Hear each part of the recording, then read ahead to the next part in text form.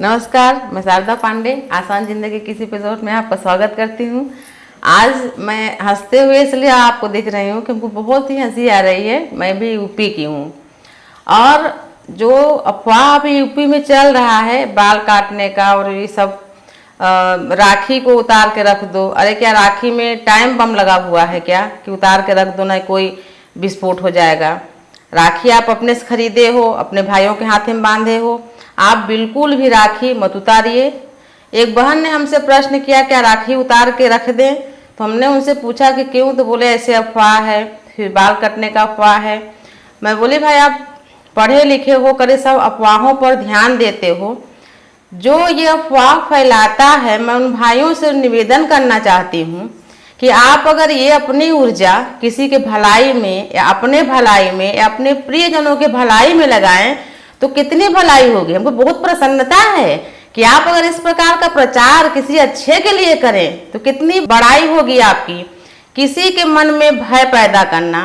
अच्छा, जो ये बाल कटने वाली बात है ये किसी एक ने फैलाया और किसी के मन में डर डाल दिया कि देखो तुम्हारा ऐसा अहित होने वाला है, ये चीज हो रहा है, ये बलिदान माना जाता है कि ये बाल का बलिदान, जैसे हम झालर उतरवाते हैं तो आप ऐसा करो और नहीं तो आपके साथ ये हो जाएगा। तो माताएं बहनें ऐसा कर रही हैं कि अपना बाल खुद ही काट के और फेंक दे रही हैं कि उनसे इस ऐसा करने से उनका बचाव होगा, उनकी सुरक्षा होगी। उनको ऐसा कोई बताया।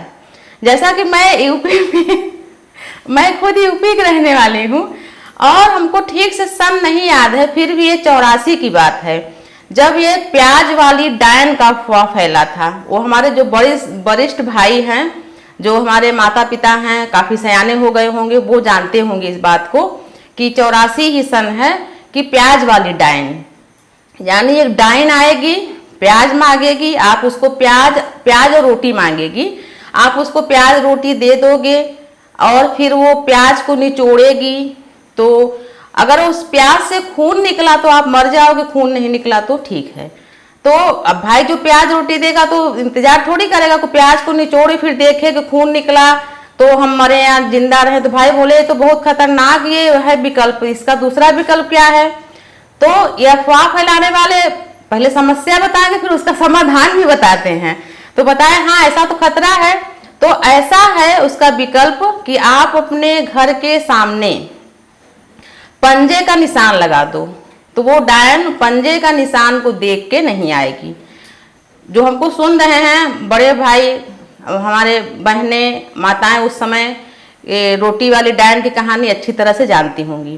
काजल का टीका गोलाई में दरवाजे के पास काजल का टीका लगाएं और सिंदूर को थाली में रख के उसको अच्छे से पंजे में लगा के दोनों तरफ छापा मार देते थे। तो डर के मारा ये सब किए, ये सबको ये विकल्प अच्छा लगा। काफी दिनों के बाद ये पता चला, जब हम लोग इस बात को दोहराते थे कि भाई ऐसा ऐसा हुआ, इसका हल क्या निकला, डायन किसी के यहाँ आई या नहीं आई, या कोई प्याज रोटी दिया, किसी के प्याज से खून निकला, पता किए, मतलब चर्चा होती थी। तो पता लगा कि कोई पार्टी के कोई विशेष जो वरिष्ठ लोग हैं, प्रतिद्वंदी लोग, आपस में ये चर्चा किए कि भाई हमारा ज्यादा पब्लिक में नाम है कि आपका, तो ये पंजे के निशान वाले ये जताना चाहे कि हमारा है, इसके लिए हमें कुछ समय चाहिए।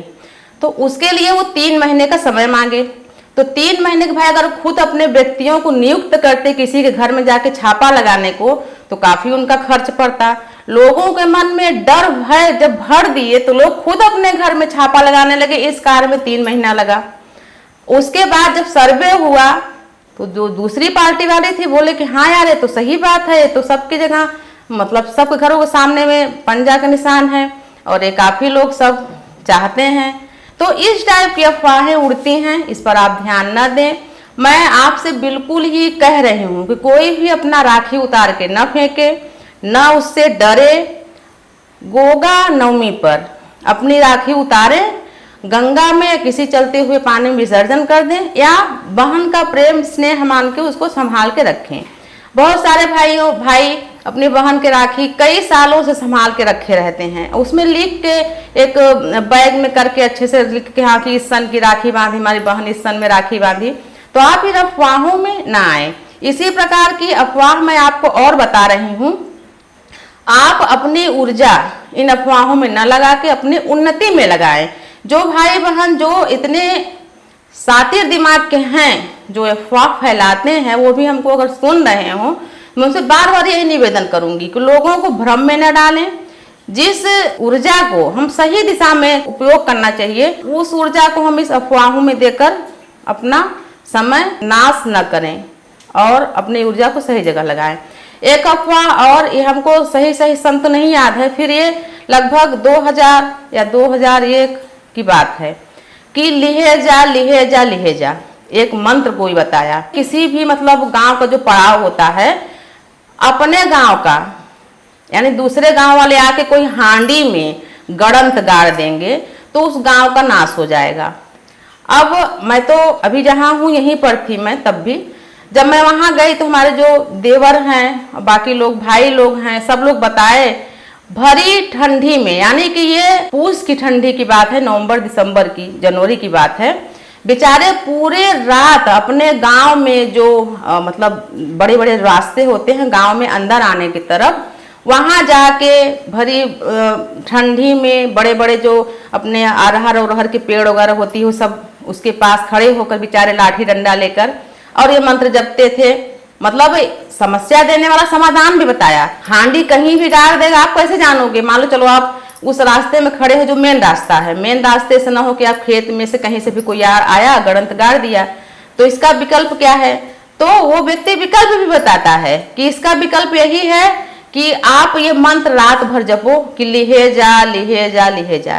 ये सब क्या बेवकूफ़ी है बताइए। और इतना डर भर देते हैं लोगों के अंदर कि लोग अपनी भूख प्यास नींद अपना काम अपने बच्चों को स्कूल ले जाना ले आना सब छोड़ के दिन भर काम करें और रात भर लिहेजा करें और सोने को उनको फुर्सत नहीं है, खुद बीमार होकर अस्पताल पहुंच जाते हैं। ये बताइए कितनी बड़ी बेवकूफ़ी है। मैं आपसे अभी से लेकर आगे भी जो हमको बच्चे सयाने जो भी सुन रहे हैं, सयाने तो ऐसा नहीं करेंगे, बच्चों के मन में काफ़ी बुरा असर पड़ता है इन बातों का। अगर इसी में माँ बाप इस बात को खुद माँ बाप ही अगर करेंगे तो बच्चे और भी भयभीत हो जाते हैं। तो विशेषकर मैं बच्चों को बताऊंगी कि आप लोग बिल्कुल इसे अफवाह में ना आए, न बाल काटने वाले को, न मुंह नोचने वाले को, न लिहेजा। जो उस समय के बच्चे हैं वो जानते होंगे कितना भयावह था। हमारे भाई लोग देवर लोग सब बताते थे कि हम लोग पूरी रात यानी कि जैसे ही सूर्य ढले और सूर्य निकलने तक पूरी रात गांव वालों का मतलब लगता था कि भाई हम इतने दिन हम लिहेजा बोले हैं, इतने दिन आप बोलोगे, अब इतने दिन मैं सोऊंगा तो इतने दिन आप सोओगे। ये क्या बेवकूफ़ी है। अंत में उसका हल क्या निकला? कुछ नहीं। मतलब समय समय पर ऐसे महान व्यक्तित्व प्रकट होते रहते हैं जिनके मन में ये खुराफात सूझता रहता है और इतनी भयानक खुराफात किससे न किसी का कुछ फायदा होता है, नुकसान भले होता है लोगों का। अपने बच्चों को लोग स्कूल नहीं भेजते और तमाम बातें, महिलाएं बाहर न निकले, ये वो। तो मैं सबसे यही कहना चाहती हूँ कि अभी से लेकर आगे अगर कोई भी अफवाह फैलती है आप बिल्कुल उस पर ध्यान न दें। हाँ, आप सजग जरूर रहें। जैसे एक अफवाह और भी फैली थी, कोई विशेष स्वामी जी थे। जब मैं आपको एक कहानी बताऊंगी तो स्वामी जी के नाम से आपको याद है। वो स्वामी जी, विशिष्ट स्वामी जी, नाम हम नहीं लेंगे उनका, वो चम्मच से दूध पिलाए भगवान श्री गणेश जी को।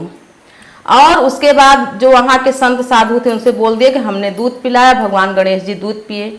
उसके बाद जो बाकी लोग थे वो भी गए, वो भी दूध पिलाए, दूध पिए। तो और बाकी जो लोग थे वो भी दूध पिलाए, दूध पिए, हो गया। तो हम जैसे कि एक जन दूध पिलाए, और अगर हम दूध पिलाने गए और हम ये कह दे कि हमारे चम्मच से भगवान श्री गणेश जी दूध नहीं पिए, तो हमारे ऊपर आरोप आएगा कि हम अधर्मी हैं, इसलिए हमारा चम्मच से भगवान दूध नहीं पिए। तो व्यक्ति अपने लाज को बचाने के लिए कि हाँ भाई हमारा भी दूध पी लिए, यानी कि आप भगवान के पास में करके चम्मच को टेढ़ा करोगे तो दूध नीचे चला जाएगा। वो कोई भी विधि हो सकती है।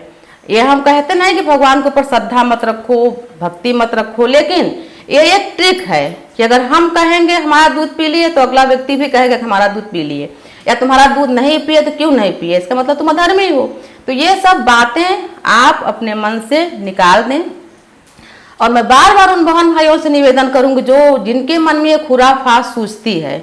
अभी कोई वो बंदर जैसे कोई व्यक्ति है, वो किसी को दिखा नहीं, किसी को सुना नहीं, किसी का कुछ नहीं किया, हो सकता है कोई एक दूसरे को ही नोचता हो और अफवाह उड़ी है। अभी हमको जब बहन ने कमेंट किया कि राखी उतार दे, यानी कि उतार के फेंक दे, मैं बोली पढ़ो तो क्या है, क्यों फेंक रही है राखी, तो बोले हाँ ऐसे ऐसे अफवाह है। तो मैं सब बहन से, भाइयों से, बच्चों से, विशेषकर हमको बच्चों से बहुत ही स्नेह लगाव रहता है। उनको मैं बताना चाहती हूँ कि बेटा अपनी बहन के द्वारा बांधी हुई स्नेह से धागा वो बंधा रहने दो। गोगा नवमी को उतार को आप जल विसर्जन करना और आप किसी अफवाह में मत पड़े। विशेषकर जो पढ़े लिखे भाई बहन हैं, जो नहीं पढ़े लिखे हैं, उनको समझाएं कि यह अफवाह है। और मैं उन माताओं बहनों को बताना चाहती हूँ जो अपना बाल खुद ही काट के बलिदान दे रही हैं किसी व्यक्ति विशेष के कहने से कि अगर आप ऐसा करोगे नहीं तो आपका ये वो हो जाएगा। आप मेरी बात मानो, आप अपने बाल को बलिदान मत करो, कुछ नहीं होगा, कुछ नहीं होगा, कुछ नहीं होगा। और आपसे मैं यही निवेदन करूंगी, बार बार निवेदन करूंगी कि आप इन सब बातों से बिल्कुल बचें, अपने बच्चों को बचाएं। इस तरह की जानकारी हम आपको और भी देंगे। आप देखते रहिए आसान जिंदगी, और बाल काटने वालों से और राखी उतरवाने वालों से बिल्कुल सजग रहिए। आप बिल्कुल ही ये मत सोचिए कि आप बिल्कुल निश्चिंत हो जाइए। इन असामाजिक तत्वों से आप बचे रहिए, इनसे बचना बहुत जरूरी है। आप अपनी ऊर्जा अपनी उन्नति में लगाइए और देखते रहिए आसान जिंदगी। तब तक के लिए नमस्कार। सब्सक्राइब करें हमारे चैनल को आसान जिंदगी और इस बेल आइकन को प्रेस करें इसी तरह के और वीडियोस प्राप्त करने के लिए।